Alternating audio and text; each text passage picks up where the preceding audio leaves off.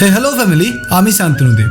বিগত কয়েকদিন দেখা হয়নি তোমাদের সাথে, তবে আজকের দিনটা হতে চলেছে অনেক মজার। এখন আছি গড়িয়া স্টেশনে দাঁড়িয়ে, যাব একটু দূরে। দিনটা ছিল জন্মাষ্টমীর আগের দিন, তাই রাস্তায় এমন শোভাযাত্রা বেরিয়েছিল। এসব দেখতে দেখতে ট্রেন ধরে চলে আসি ধপধপি স্টেশন। এদিক থেকে মোটামুটি গ্রাম শুরু, তাই চারদিকটা এমন সবুজে ঘেরা।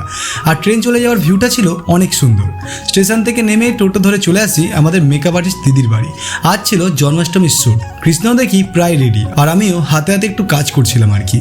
তারপর কৃষ্ণ, রাধা সবাইকে নিয়ে বেরিয়ে পড়ি শ্যুটে। দিদির বাড়ির পাশে একটা সুন্দর মন্দির ছিল, সেখানেই শ্যুটটা।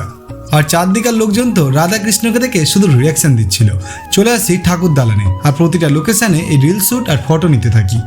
আর সুন্দর এই লোকেশনে একটা পুকুর ঘাটও ছিল। রাধা সেখানেও জল ভরতে যায়, আর কৃষ্ণ তার পেছনে। এটা একটা স্টোরি টাইপ রিলস ছিল, তবে শ্যুটটা ছিল অনেক মজার।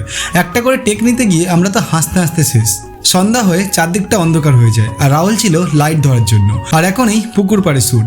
ঠিক করে গ্রিপটা নিলে আমি আর ক্যামেরা দুটোই জ্বলে। বাট ফুটেজগুলো দেখো কতটা সুন্দর এসেছে। আর ঠাকুর দালানে রাতের শ্যুটগুলো সুন্দর এসেছে। আর চেষ্টা করেছিলাম রাধাকৃষ্ণের এই পার্টটা দিয়ে। অনেক কষ্ট করে শেষে দিদির বাড়ি এসে খাওয়া দাওয়া করতে বসে যাই, আর রাতের ট্রেন ধরে ফিরে আসি বাড়ি। তো দেখা হবে আবার কাল। তো শ্যুটটা কেমন হলো জানিও। টাটা।